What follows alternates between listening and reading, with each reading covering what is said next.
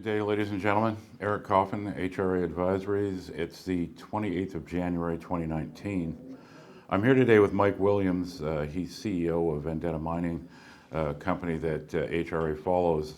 We're talking today because this morning before the market opened, Vendetta put out its long-delayed PEA results. It's preliminary economic assessment of its Pegmont project in Australia.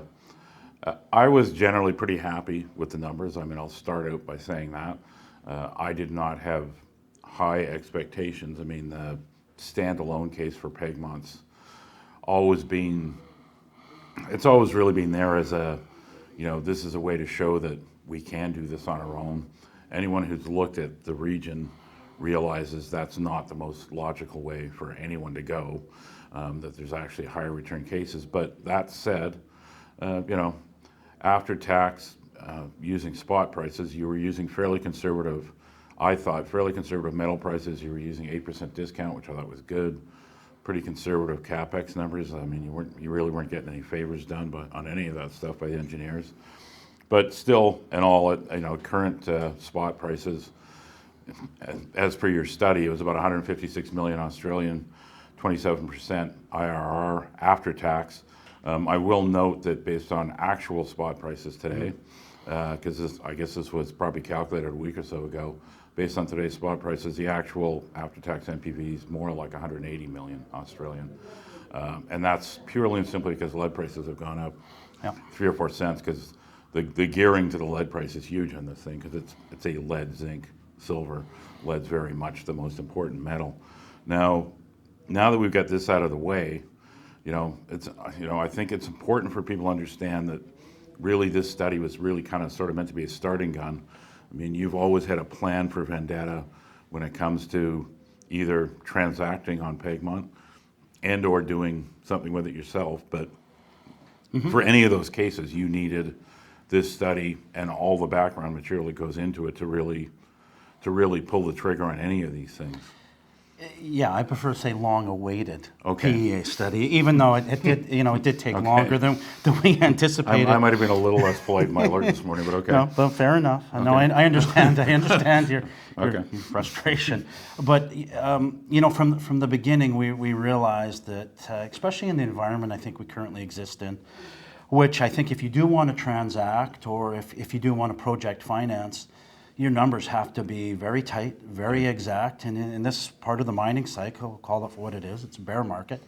Yeah. You have to be accurate on what you do, and we wanted a very defendable PEA study, and I think we have delivered that, and we've delivered it in our opinion, it's stress test. The only thing we really think we can do collectively is improve on it. And there's nothing really that would stop us from financing it today if we wanted to. And I think that's key, because the capex came in below 200 million, 170 million Australian. Yeah. That's key when you combine that with what the IRR is for a base metal project. And we knew that given the infrastructure. And our internal modeling, we're not that far from where we thought we would be, but we certainly have some room for improvements with I don't think a lot of capital required to do that. Okay, now that this is out there, let's talk a little bit about what do you see as, relatively simple, near-term things you can do to improve on the numbers that you've got now? Is there 2 or 3 obvious things?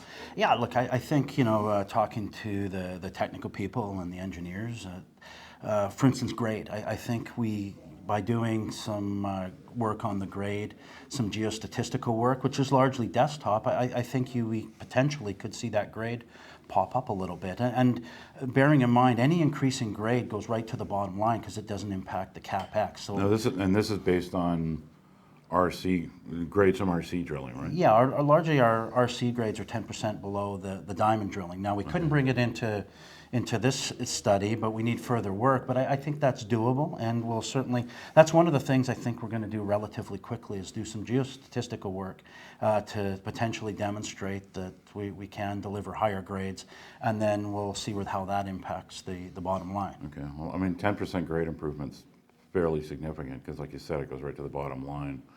Based on the capex you've laid out, the plant design you've got, is there room to kind of tweak the production rate up a little bit more too? Yeah, look, I think we're at 3,000 tons per day. We bring that up a little bit per annum. And we can do that looking at the geology of the ore body. I think we'll do a drill program in Zone 3. That might impact that. Once again, largely our capital costs are fixed. That would go right to the bottom line, and and I think that's the key going forward.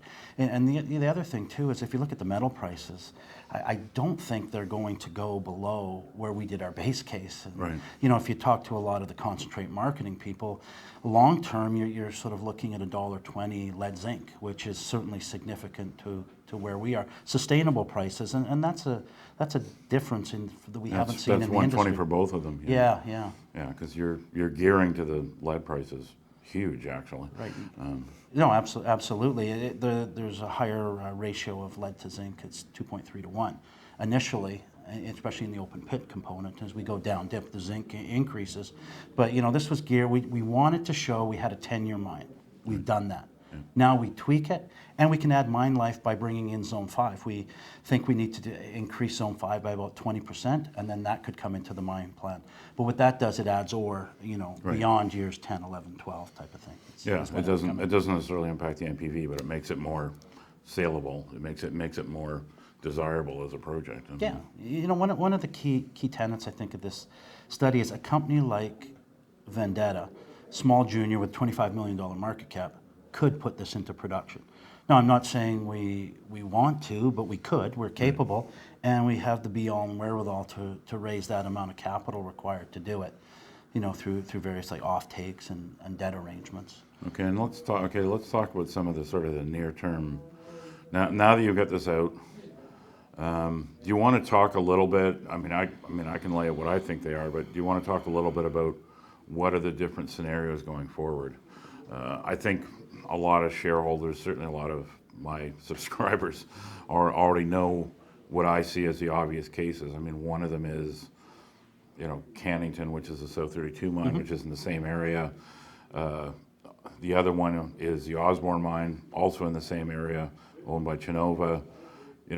Keep in mind when you're looking at Pegmont, however the scenario develops, there's any number of ways that rock could end up in either one of those two mills. You're talking about 100 million, 80 million off of CapEx? Yeah, I would think it would be in that range, which if you look at your MPVs, then Yeah, you do the math. It gets added right on, and your IRRs are going north of 50, 60, 70, depending on which one of those cases you're using. So it's a pretty obvious way to go for anybody. Look, I think the standalone was designed for a couple things. One was to give us a snapshot from where we are. What do we need to do to improve this, to really impact the economics, and we've got that now. Yeah. But it was also geared to give us leverage to a lot of different alternatives. Using one of the local mills in the region, for instance, is one of them. But, we do have now, we could put it into production if we wanted to. Do I think we're going to? Probably not. It doesn't make sense on paper. And it would be, I know this is a ticklish subject. This is a conversation I have with a lot of different companies, and it's always a ticklish subject for obvious legal reasons. Confidentiality agreements are, in fact, called confidentiality agreements for a reason. Yes, they are. But without saying anything further, would it be fair to say that there are confidentiality agreements in place with more than one party? Oh, I can neither confirm nor deny the presence of multiple confidentiality agreements. Okay. Does that answer your question? Sort of. I think it gets the point across, yeah. Yeah, look, no, well, there's been significant interest in Pegmont as of late, and with what we put out today, I expect to see a little bit more, quite frankly. Yeah, one thing that I want to touch on, and it's not really PEA related, it's more market related. It's not a big secret, I don't think, to a lot of people. It's certainly not a big secret to my readers, I don't think, that there's been a seller in the market the last little while. That seller, it's fairly, it's not well known. It's obvious that it's RCF, Resource Capital Funds, which is one of the biggest shareholders, because they are above 10%, so they have to file insider reports. So correct. Yeah. There's no secret there. My understanding from people that I've talked to is a couple of their funds are being repurposed. I'm not sure what that means. I think they're going to turn into debt funds or something else. and over the course of, the next, and it's not a short period, they've got a fair amount of time to do this, they presumably will sell all the holdings in both of these funds and turn them to whatever other thing they're going to do. Have you heard of this from others? I mean, are they picking on you, or are they picking on a bunch of people?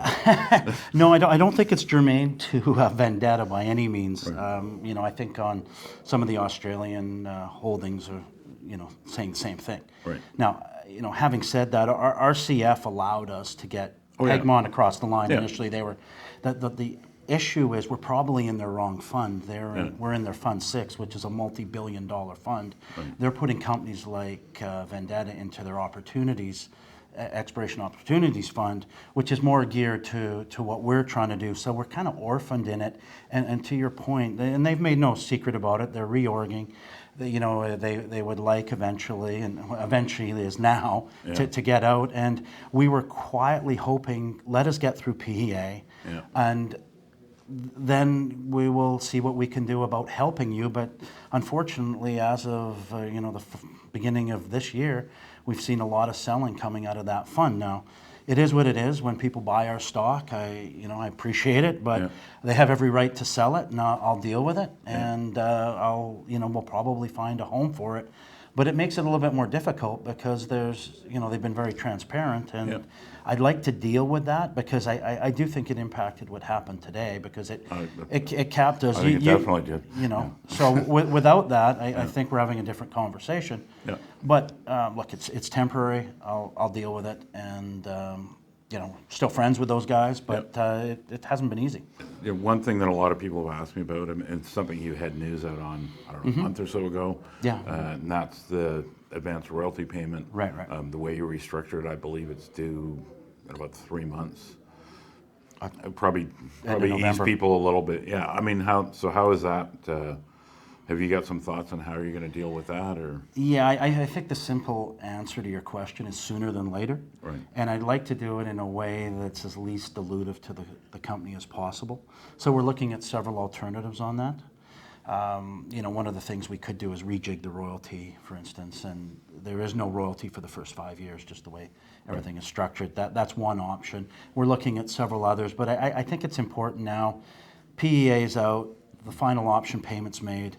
Let's deal with the royalty. Let's get 100%. It just gives me more flexibility to move forward. So, I hope to have something announced, within 60 days on that, maybe sooner.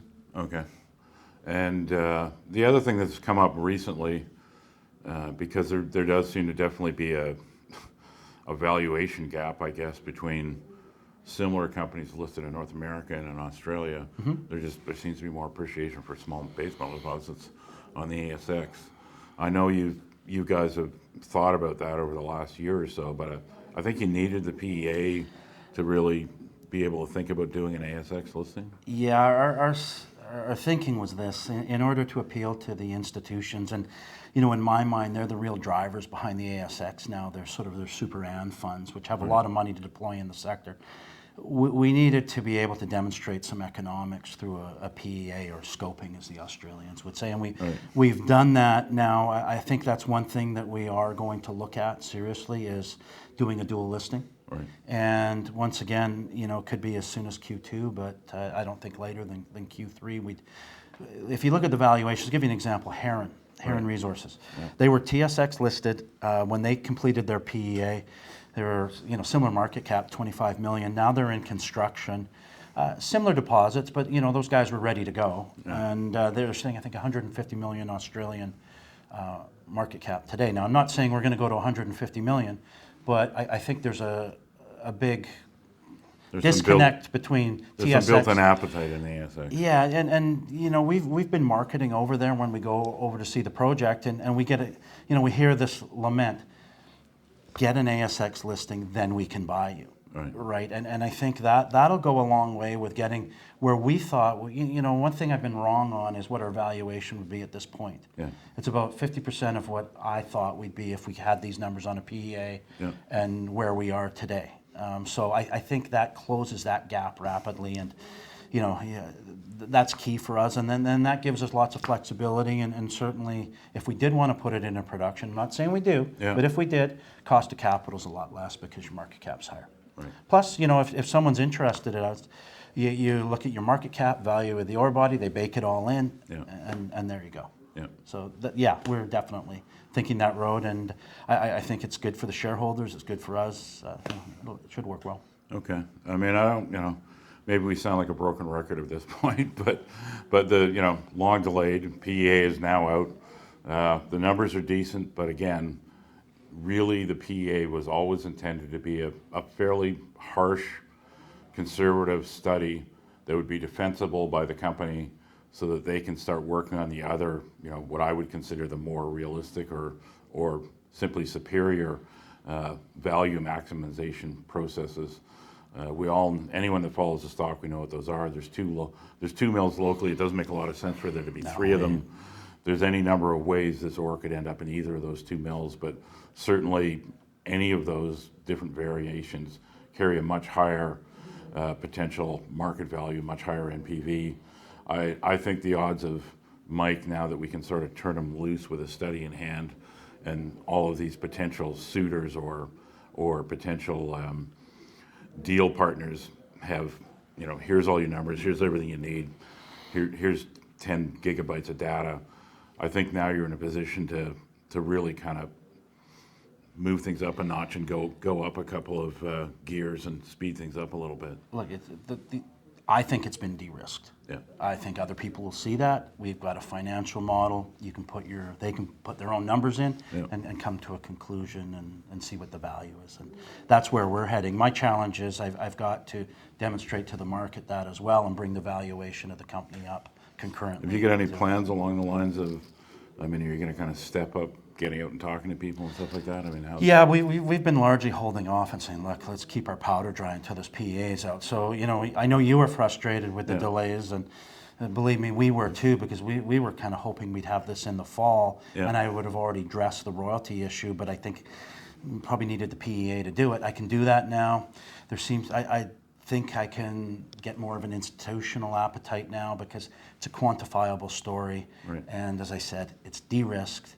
And maybe I'm drinking my own Kool-Aid, but I think with a little bit of work, probability is that we can certainly make some improvements. Yeah, I think where things stand now after today, the valuation, there's pretty good potential here for, and I'll say it, not him. I think there's pretty good potential here for a transaction, a lot of percentage higher than where it's trading right now, and I think it's also, among other things, it's a good way to play base metals in general. It's quite de-risked, and it's particularly a good way to play lead, and there's very, very few ways to do that. I'm not a bigger fan of lead than anybody else, but one of the nice things about that, it's an orphan metal, so there's not a lot of it coming, and there's not a lot of smelter capacity, so there's room for the lead price to move with not really a lot of movement and demand. And this project is really highly geared to the lead price. Well, and also don't forget, we're 4.5 hours by truck from site to a big lead smelter at Mount Isa. Yeah. And transportation and base metal, as you know, is key. Yeah, it's the whole game. And Cannington is a lead silver mine. It's not a zinc silver, it's lead. So, Yeah. lead actually, strangely enough, plays into our favor. And if you talk to the concentrate marketing guys this year, it's probably going to be stronger than zinc moving forward. Certainly, what people forget is the TCRCs, which is a key component of our study, the costs, and they were a lot higher than I think they're. I was surprised by those numbers. Yeah.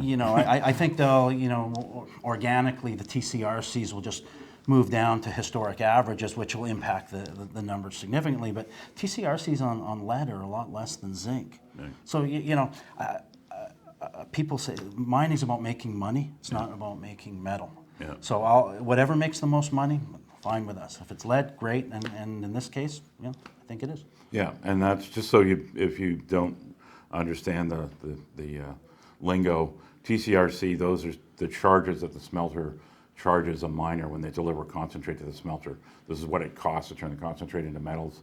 Those shift back and forth through the years depending on supply and demand. As it happens, there's been this big jump in smelter fees just in the last little while. Unusually high, I might say, historically high. And as far as I can tell, this is mainly due to some environmental restrictions in China, which is where a lot of the world's big base metal smelters are. It's probably temporary. I'd expect to see those drop back down. But keep in mind those high, unusually anomalous TCRC numbers are what was used in the PEA. So, you know, timing-wise, that kind of stuck, but it is what it is. But that is something that I think is naturally going to come down and actually improve your numbers a little bit without you having to do anything, really.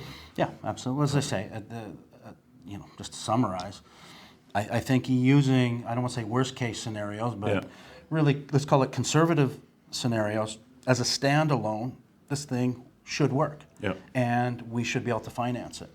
Will I think that's how it's going to end up?